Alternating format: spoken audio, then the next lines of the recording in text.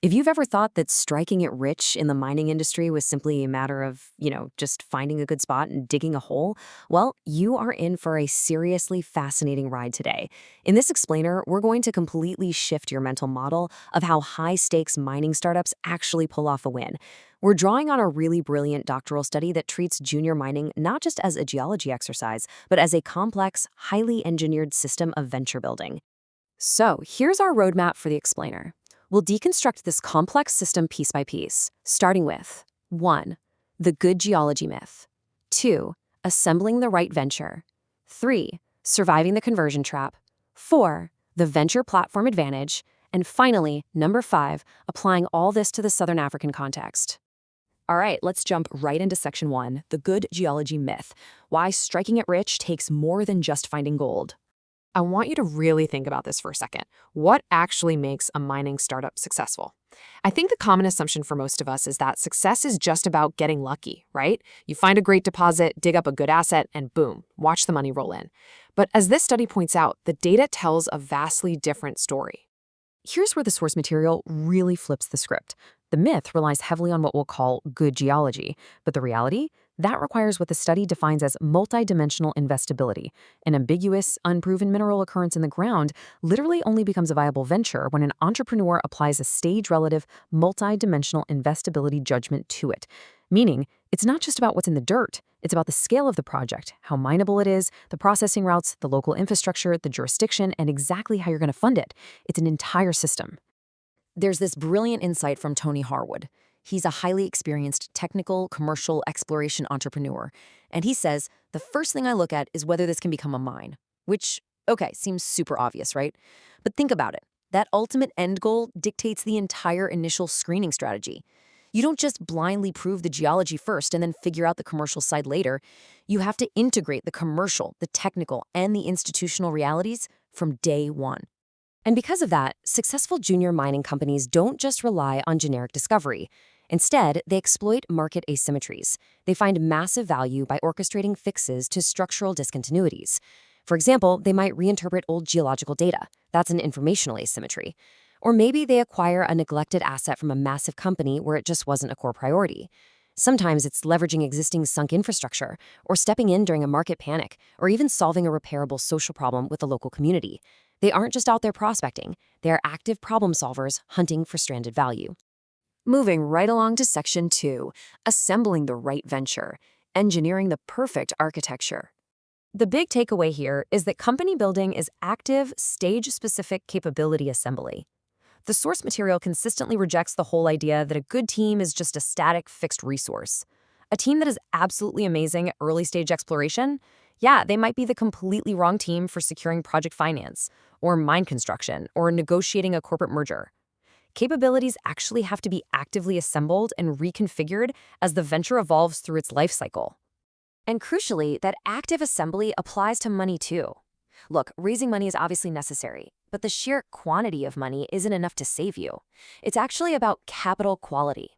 This is an umbrella concept dimensioned by things like continuity, risk duration, investor alignment, and strategic autonomy. Simply put, who is giving you the cash and when they are giving it is often way more decisive than how much you actually raise.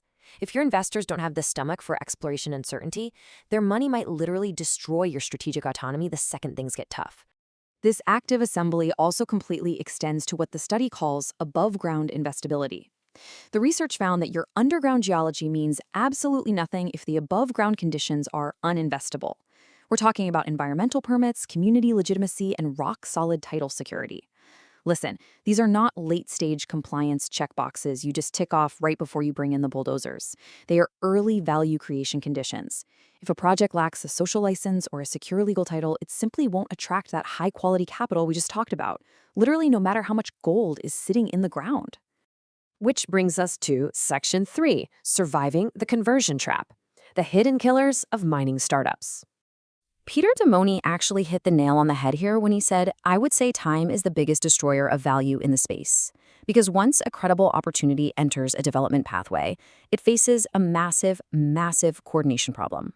If metallurgy, infrastructure, permits, and financing don't all magically converge at the exact right time, the venture stalls. And when a mining startup stalls, value is destroyed fast. Let's walk through how this actually plays out, because it's a tragic cascade of avoidable economic value destruction. Year one usually starts with a delay, maybe an unresolved permit. In year two, that delay leads to dilution because the public company overhead just keeps eating cash without the project advancing an inch. By year three, repeated dilution leads to a total loss of control, and governance starts to erode. By year four, you hit economic failure. The really crucial takeaway here is that a company often dies economically, meaning original shareholder value is completely wiped out, long before it actually goes legally bankrupt. The corporate shell might survive, but the value is totally gone.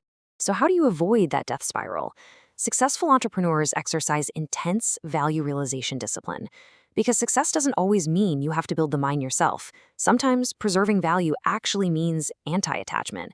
It means constantly asking yourself, okay, should we build, sell, partner, hand this off to a better capitalized player, or, maybe we just pause or terminate the project entirely. Knowing exactly when to let go or pivot is a core capability that prevents that catastrophic economic failure we just looked at. Okay, Section 4, the Venture Platform Advantage, beating the odds with pooled capabilities. When we compare different venture models from the study, a pretty stark contrast emerges. Your traditional standalone junior operates in total isolation. That means every single time they start a project, they have to rebuild baseline infrastructure from scratch. It's exhausting. But now consider the informal group platform or the family-sponsored platform. By pooling their capabilities, they share overhead, they share corporate memory, seed capital, and perhaps most importantly, they share reputation. When they launch a new venture, they aren't starting at zero. They carry this massive head start in networks and governance, which dramatically reduces startup friction and automatically attracts higher quality capital. Now, there is a catch. Actually, let's call it a crucial caveat, beautifully captured by Hey I Don. They need a jockey to make it happen. You need to find and support the right jockeys. While an institutional platform providing capital and shared services is incredibly powerful, it must never, ever extinguish the accountable, operating agency of the lead entrepreneur, the jockey. The platform is there to support, but the founder still has to ride the horse. Corporate bureaucracy cannot replace raw entrepreneurial drive. Finally, Section 5, the Southern African context, designing for unique institutional realities. The source material is really careful to outline that you can't just copy-paste these venture platforms anywhere in the world. They have to adapt to local institutional realities. The study focuses on parts of Southern Africa where ventures face some very specific local conditions that make ordinary venture conversion uniquely challenging. There can be major friction with title administration, huge delays in coordinating approvals, and critically, pre-development capital lockouts, which basically means local institutional money simply isn't mandated to take on early-stage exploration risk. So this brings us to the region's ultimate design proposition to solve this, a concept they call dual proximity. To survive these unique local frictions, a successful venture must simultaneously bridge two very different worlds. On one side, they need deep, authentic local execution and community legitimacy to secure their above-ground investability, right? But on the exact same token, because of those local funding gaps we just talked about, they have to maintain close proximity to offshore speculative finance to get the high-quality, early-stage capital they desperately need to survive. So if junior mining is truly this complex system of conversion, capability assembly, and capital quality, well, by pooling resources, preserving that fierce entrepreneurial drive, and bridging local execution with offshore capital, we might just have the blueprint for engineering success, rather than just digging in the dirt and hoping for luck. So I'll leave you with this to think about. Could an active modular venture building platform fundamentally alter the survival rate of high-risk startups globally?